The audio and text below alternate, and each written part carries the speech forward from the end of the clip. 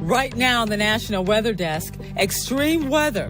While overnight storms pound the South, heavy rain floods the Carolinas, leading to rescues and damage. This is what was left behind after the water rose up and washed out. Overheated. Texas bakes as temperatures once again tops 100 degrees. Try to avoid putting an ice pack directly on your neck. Plus the latest on Tropical Storm Bret's track across the Atlantic. And it's the first day of summer. We have team coverage to get you ready for the season, from a look at the summer solstice to the temperature outlook. It's pretty much all above average conditions across the country. Plus ways to stay safe when a rip current appears and how to help your garden grow. There are a few things that you should keep in mind for your garden, your lawn, and your landscaping. From our nation's capital, this is the National Weather Desk.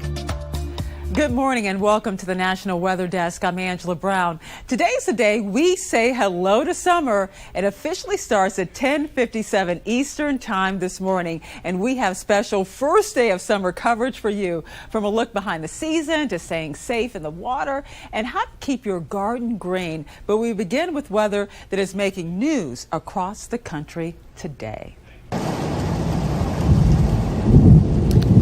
Severe weather pounding portions of central Louisiana last night, and it's not letting up today, bringing high winds, intense rainfall, and deadly lightning today. So far, no major damage or even injuries, but a few reports of power outages.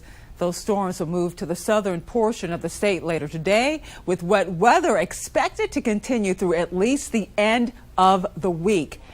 Heavy rainfall leading to rescues in North Carolina. Just look at this. 30 people were rescued on Tuesday just north of Charlotte. This video capturing flooding near the Irish Buffalo Creek. Floodwaters, as you see here, surrounding homes in a mobile home park. Many residents were rescued by boat.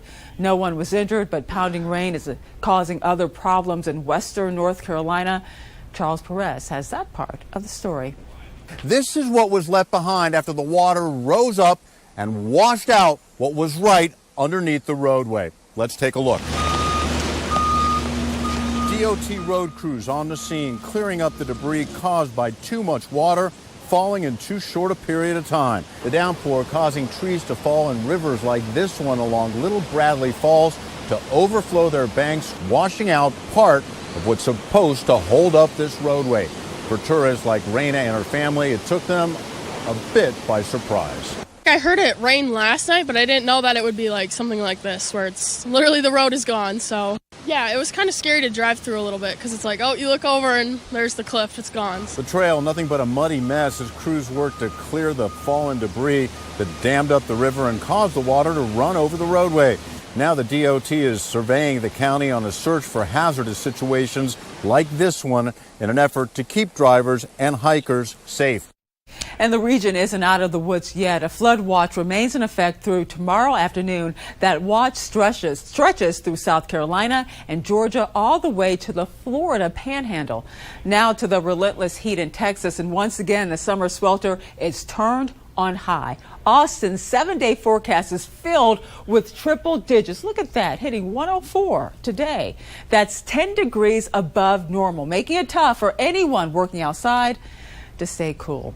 Chelsea Torres has some tips. It's crazy. I feel like it's getting hotter than it normally is every year. Everyday Northside resident Paul Benuelos is riding his bike at a local park. Just there's not very much shade out here, so you really have to just pay attention to what you're doing and make sure you're hydrated. Benuelos drinks a gallon of water a day, just one way to prevent from overheating. If you begin to overheat, here's what you should do to cool down. Drink fluids, whether that's water or drinks with electrolytes. Move to a cool place, preferably an air-conditioned area, and pour water on wrists and ankles. Cover yourself perhaps with a cold or wet blanket. Dr. James Patton says if you're still trying to cool off in this heat, put an ice pack underneath your armpits or on your groin. He says the main arteries are closest to the skin in these areas, so your body will cool down faster. He says try to avoid from jumping in an ice bath and try to avoid putting an ice pack directly on your neck. That could worsen the headache with just the cold blood going to the brain. We're more concerned with cooling off the body as a whole, not just the head. And so that's why we put them underneath the arms and we'll put them in the groin. A few more things to not do. Do not drink caffeine or alcohol, and do not ignore symptoms. If you start to feel dizzy or you start to feel weak, then you probably should take a break and go find some shade. We are also tracking Tropical Storm Bret this morning. The storm now has maximum sustained winds of 60 miles an hour. Right now, Bret is expected to approach and then move across the Lesser Antilles tomorrow as a strong tropical storm. Islands such as Barbados, Martinique, and St. Lucia need to be prepared. The good news, the storm is likely to weaken and remain south of Hispaniola and not threaten the U.S. Now to our coverage of the start of summer. For many of us, summer is a time of family vacations and outdoor activities. But summer is very much a meteorological event when the Northern Hemisphere has its maximum tilt towards the sun. Meteorologist Marshall McPeak takes a deep dive into the summer solstice. It is the summer solstice in the Northern Hemisphere, and that usually is the day that we have the most daylight. So we're looking at right around 11 o'clock Eastern time when the solstice happens. Again, for the Northern Hemisphere, a lot of the country is going to end up having about 15 hours worth of daylight in the U.S. So in the Northern Hemisphere, it's the longest day. In the Southern Hemisphere, it is the shortest day. All of that happens because the Earth is tilted at about 23.5 degrees from what we call the plane of the ecliptic, and that's the plane along which most of the planets sit around the sun. So because of that tilt, for part of the year, the Northern Hemisphere is tilted toward the sun. For part of the year, the Southern Hemisphere is tilted toward the sun. Whichever one is tilted that way, it is going to end up being summer for you because you get more of that sunshine aiming toward your part of the Earth. So what kind of weather can you expect this summer? Will temperatures be above or below normal? And what about the rainfall? Will the West see more precipitation like over the winter? Meteorologist Christina Ernie has the answers.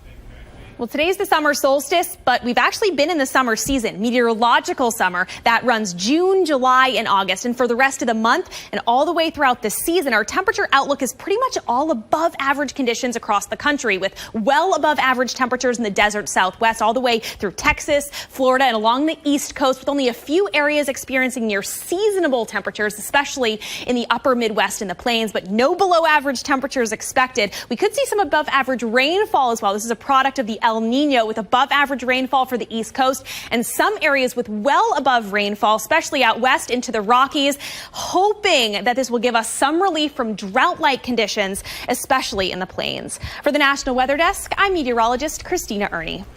During the summer months, fireworks can be a huge risk. Last year on July 4th, nearly 100 fires were started because of fireworks in Fresno, California. This year, officials are warning the risk of wildfires from fireworks is even greater because of the winter weather. Rich Rodriguez explains. Record-setting rainfall this past winter means dry vegetation this summer, and illegal fireworks could spark a catastrophic fire. Fresno Fire Chief Billy Alcorn and Fresno Police Chief Paco Balderrama sending a warning about illegal fireworks 2 weeks before the 4th of July. Last year, there were more than 300 fireworks-related calls between 4 in the afternoon and 2 the next morning. 88 fires, nearly half were grass fires. All that activity impacts the city. When we're tied up fighting fires and responding to, different fireworks-related incidents, we may not be able to respond to a family member that's in need. Monday night, a homeowner living in northeast Fresno shot video of a grass fire that she claims was caused by illegal fireworks. This 4th of July, don't use illegal fireworks that can destroy our city. A reminder, check out our podcast, Off the Radar. This week, meteorologist Emily Gracie spoke with a former firefighter who would parachute to the scene of remote wildfires. You can find Off the Radar on Apple, Spotify, or anywhere you get your podcasts. And coming up on the National Weather Desk, rip currents are a major risk when hitting the beach in the summer. We'll tell you what you need to know to stay safe, and we'll have tips to help you keep your garden growing all summer long. And first, a test of your weather wit. In honor of summer's first day, what was the hottest temperature ever recorded in the world? Was it 110 degrees, 140 degrees, or 124, or D there, 155? The answer when we get back.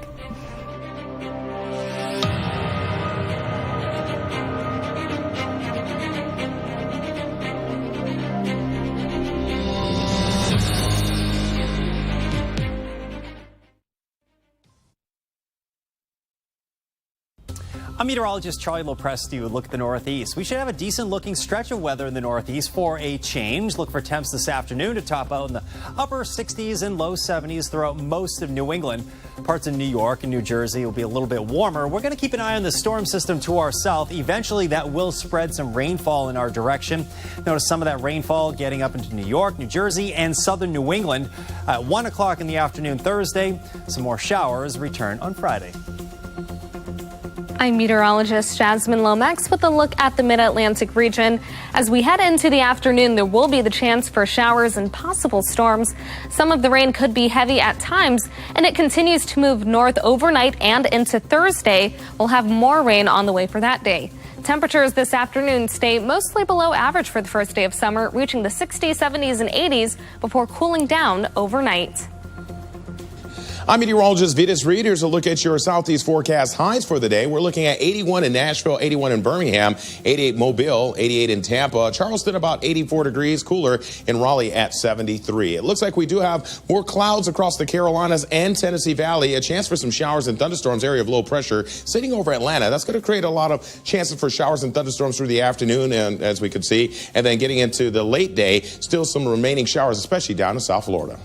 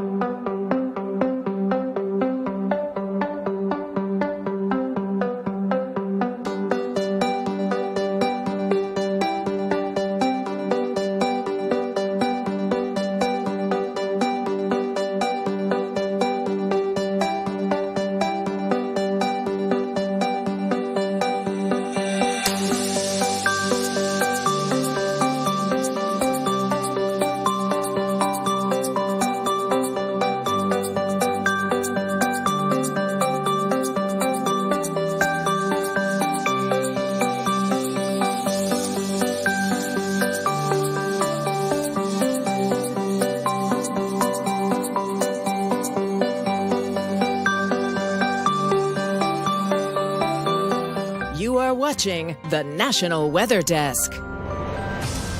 Well, before the break, I asked you, what's the hottest temperature ever recorded in the world? The answer, there are your choices. The answer, see there, 134 degrees Fahrenheit.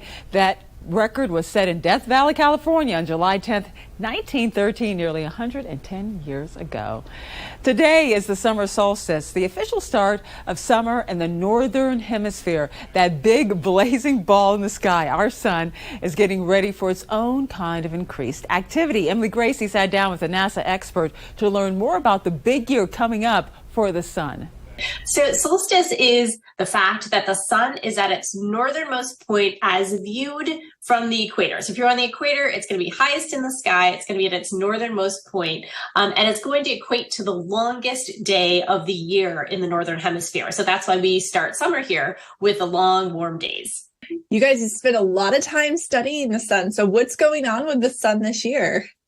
The sun is having a really big year this year. So starting in October, we're going to have an annular eclipse, which happens when the moon is actually furthest away from the Earth. So it doesn't completely cover the sun like we might have seen in 2017, but it leaves a ring of fire around it. So we're going to start off with that event. And then we will have a total solar eclipse on April 8th, 2024, which is the big show, where the moon completely covers the sun and it becomes like nighttime for around 4 minutes, depending on where you are in the US. And the entire 48 contiguous states will get at least a partial eclipse. Then we have Parker Solar Probe, who will reach its final closest approach to the sun, the closest human-made object, on December 24th, 2024, closing out the sun's big year. So what is the Parker Solar Probe studying?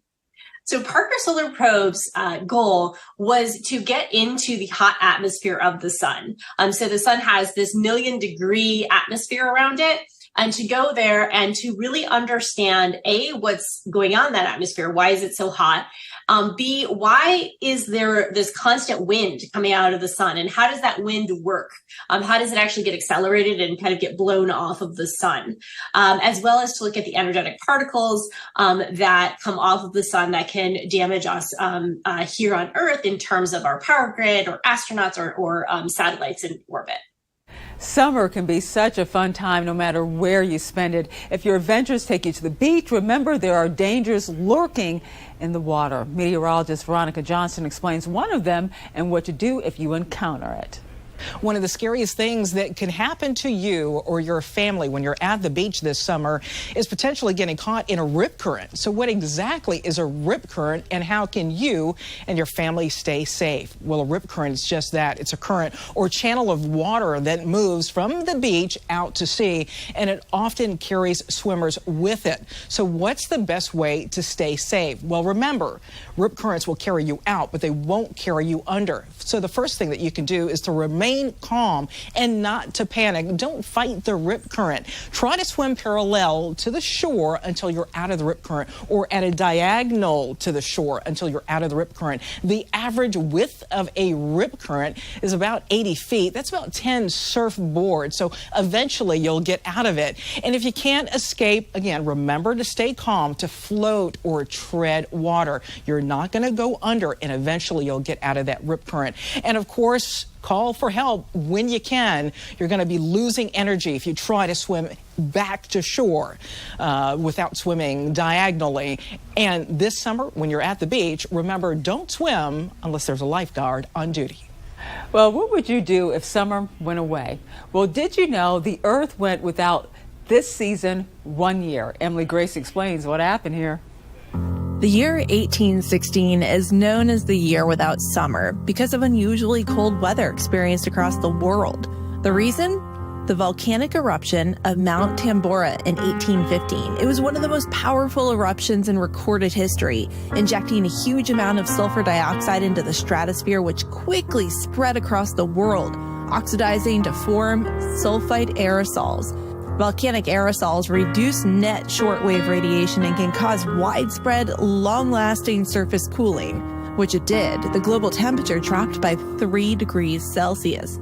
It also caused a reduction in global rainfall, which led to crop failures, food shortages, and social unrest in various regions. The gloomy summer did have some bright spots, though. While trapped inside due to miserable weather that summer, Mary Shelley wrote a little novel called Frankenstein. Also, with a massive shortage of horses for travel, a German man named Karl von Drais invented a new form of transportation called the bicycle. For the National Weather Desk, I'm meteorologist Emily Gracie. Well, thankfully, summer isn't going anywhere this year. So if you have a green thumb or if you aspire to have one, you can focus on your garden. Columbus meteorologist Andrew Buck Michael maintains a thriving backyard, and he spoke to an expert to find out how you can keep your plants and veggies in tip-top shape this season. Hey everyone, welcome to summer. With summer officially starting this week, there are a few things that you should keep in mind for your garden, your lawn, and your landscaping as we enter some of the warmest months of the year. I stopped by Darby Creek Nursery in Hilliard, Ohio to talk to the owner, Jeff Turnbull, about some things that you should be doing in the garden. Well, gardening, you want to keep making sure that you have good soil moisture in the soil, not too wet, not too dry. So you need to invest in a little moisture meter so you can tell when things need to be watered. You need to scout your garden 2 or 3 times a week to hunt for any pests or diseases that might try and take hold, and see if you have any critters deciding to munch on things before the crops are ready. What else should we be doing differently for our lawns? Well, everybody has a tendency to want to cut short in the summer. You should actually let your grass grow longer. 3.5 inches is preferable. That, 1, helps cool the soil so it doesn't evaporate as much water, and 2, it helps keep weed pressure down, because the thicker and the taller the grass, the less chance the weeds have of germinating and coming through. And as for other plants around your landscaping? Well, you should pretty much have all your spring shrubs pruned by now, your spring flowering shrubs. They need to be pruned within 35, 40 days when they quit flowering. But you can be trimming trees right now, your boxwood hedges, spireas, and there's a lot of plants that if you prune back will reflower again, especially in the perennials. So there you go. Just a few tips to help you get a better garden, a greener lawn, and water less as we head into some of the warmer months ahead. As we mentioned, the solstice takes place, of course, twice a year. It brings in the summer and also the winter. Meteorologist Jeff Exline reminds us about something else that happens if you manage to catch it. June 21st is the summer solstice. On the first day of summer, if you go out around noon and you look at your shadow, it's something special. It's the shortest shadow that you'll have all year. That's because the sun's direct rays are more overhead. Now, just the opposite, on the first day of winter, your shadow will be the longest of the year. Interesting. Time now for a short break, but first let's take flight over Lake Powell in Utah.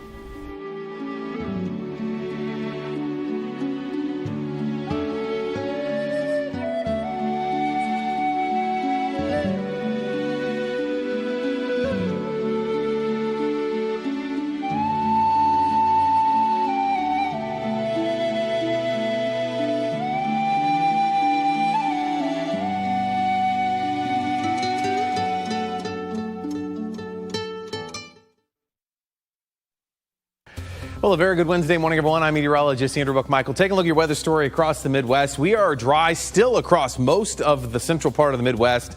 We have scattered showers and storms that have not quite moved out here across the far west, but still some rain across Tennessee and across the Appalachian Mountains. That'll stay in that general area again for the day. Tomorrow, by the time we roll on into your Friday, that rain starts lifting a little farther north. Still some scattered showers and storms across the Dakotas and Nebraska. Good Wednesday morning to you. I'm meteorologist Chris Suchan. Our forecast today across the region and keeping an eye out across Texas and some of Oklahoma for risk of heavy thunderstorms develop through the afternoon into the evening. Could see a complex or two, some storms with wind and hail. And of course, we have those hot temperatures again. And then we head in through the evening. Still a few storms in Texas. Here's Thursday's forecast. Pretty quiet across the region and hot temperatures 80s, 90s to near 100. Well, hi there. Good Wednesday morning and happy first day of summer. I'm meteorologist Shannon O'Donnell. Summer sunshine making a nice bounce back to the Pacific Northwest. The final day of spring, one of the coolest on record. So today we recover in the Emerald City with 72 in Seattle and 78 down the road in Portland. Definitely summer-like in Phoenix with a high of 105. We'll see thunderstorms bubbling up over the Rockies today as this front drops on through Salt Lake City and Denver. And that's the scene from here.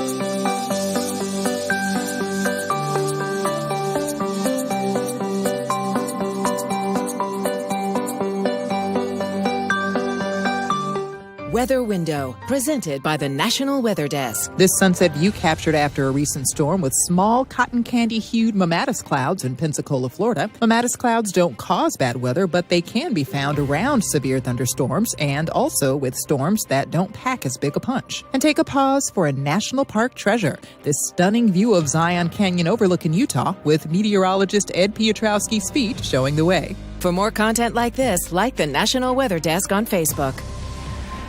On this first day of summer, let's check the weather at some popular vacation destinations. We start at Lake of Ozarks in Missouri, where more than 10 million people visit annually. It's looking like a great week of weather there. High today will be around 87 with mostly sunny skies. Next to Miami Beach, Florida, where the forecast is pretty much the same as central Missouri. The water, however, is a bit warmer, more like a bathtub at 85 degrees. It's certainly not a great beach day in South Carolina. Myrtle Beach is looking at scattered thunderstorms today and a high of 81. And finally, to New England and Rhode Island's Atlantic Beach, it will be sunny, but highs will be in the upper 60s with the water temperature at 64 degrees. Now, we'd love to share your weather content on air. You can find us on all your favorite social media platforms. Just search the National Weather Desk. We'll be right back.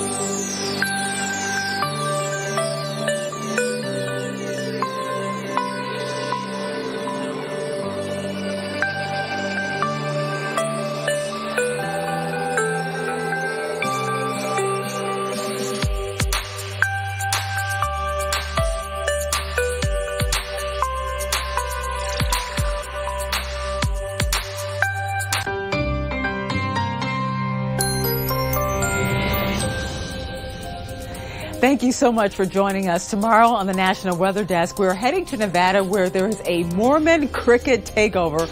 I'm Angela Brown. Happy first day of summer. Make it a great Wednesday, and we'll see you right back here tomorrow.